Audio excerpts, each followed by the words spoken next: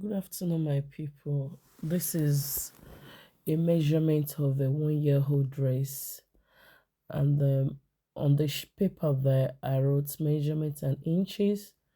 For a 1-year-old dress, we need the chest or bust measurement, the waist, the shoulder, the half length, the dress length, and there I mentioned the neck, the round neck measurement, the neck width, the from the neck depth, that is the front neck depth, and the back neck depth. The reason I wrote this out here is for people, for beginners who are just starting to learn tailoring, to understand how it is. This is the standard basic measurement.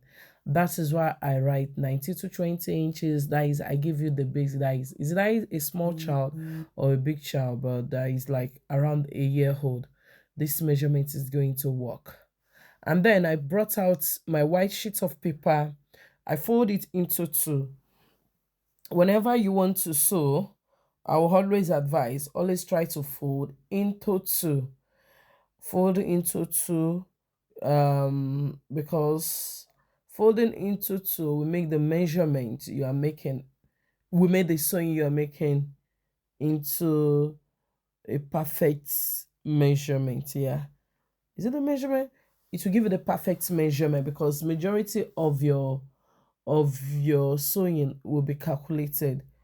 And let me remind you, my fashion designer, my tailor, when you are into sewing, you will deal with mathematics. You don't joke with your mathematics, you don't joke with your calculator. Now, the next thing I'll do is I'll draw the borderline on the white paper. So drawing the borderline now, the next thing I'll do is to measure the shoulder. It is the shoulder or the back. And for a baby of 1 year old, the standard shoulder or back is 8. So on that measurement, I show you a paper there, the shoulder or back divided by 2. That is the measurement that will be on the paper. When you're going to do the chest measurement, it will be divided by 4, chest or bust.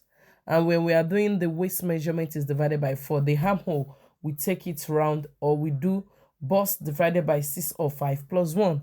So I'll check the calculations on the bust measurement or the chest measurement, but that's the standard.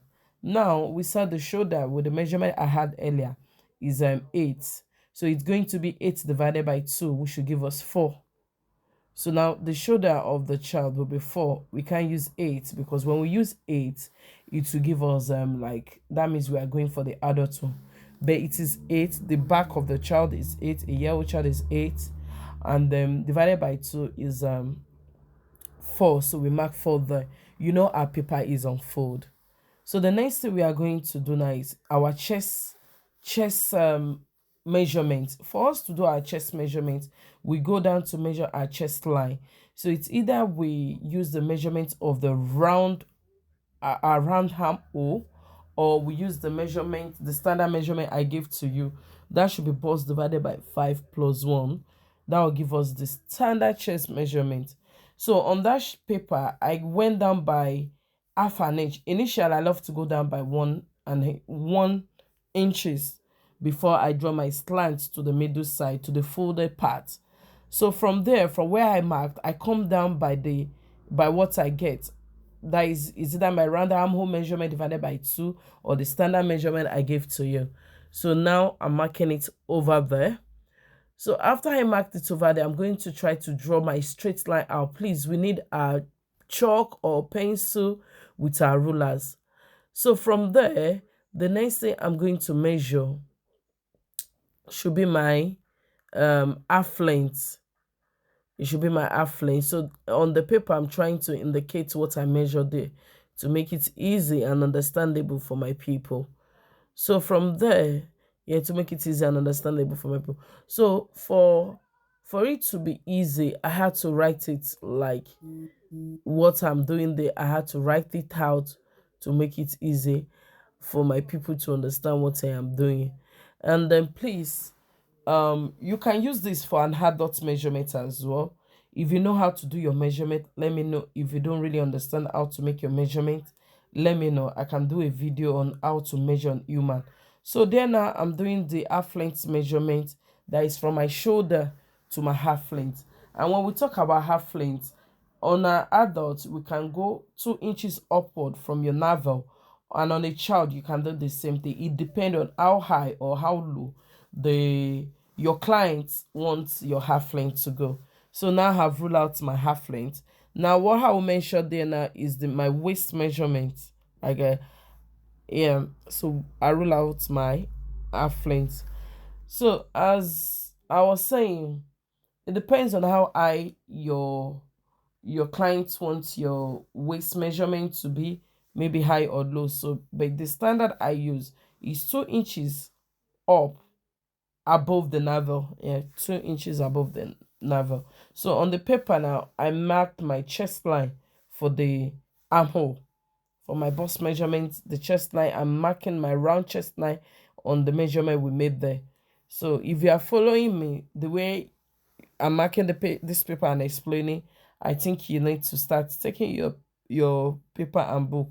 So I was trying to mark it down there just because it's a beginner class. I had to measure what I have on my shoulder or my chest line. That I have 4 there, so I measure 4 there so that I can get a straight line down there. This is just for a beginner, for it to be very easy for you to understand. You can use this, you can manipulate it into an adult sewing. So now, after that, I've measured my measurement. The reason you are seeing 3 lines there is I have my chest line measurement there. I have my ease allowance, so it doesn't tight the kit so much. And I have my seam allowance. Ease allowance is an allowance that doesn't make it too tight, that make it breathable for kids. We use it in an adult sewing as well. And I did 1 inch is the seam allowance. Now I'm trying to join the lines, the chest line and the half length line. So after I join the line, I am going to curve the armhole now. So you can see how I'm doing the armhole. And remember, on the straight armhole, while I was explaining, I divided the line at the chest line. I divide it into 2. I divide it into 2. So that makes me to, you can see how the armhole is. So from there, what else am I doing there? I'm trying to explain the shoulder to my clients, and then I'm trying to show you what else. Below there, I'm going to add my half-inch seam allowance. My half-inch seam allowance have to be there. My half-inch seam allowance. The seam allowance we are having there is the one we use to join the skirts.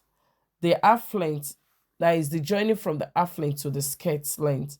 That's the one I have there, my half-inch seam allowance. So from there, I'm going to draw the line down. You see how neat and accurate it is. That is how you should do yours.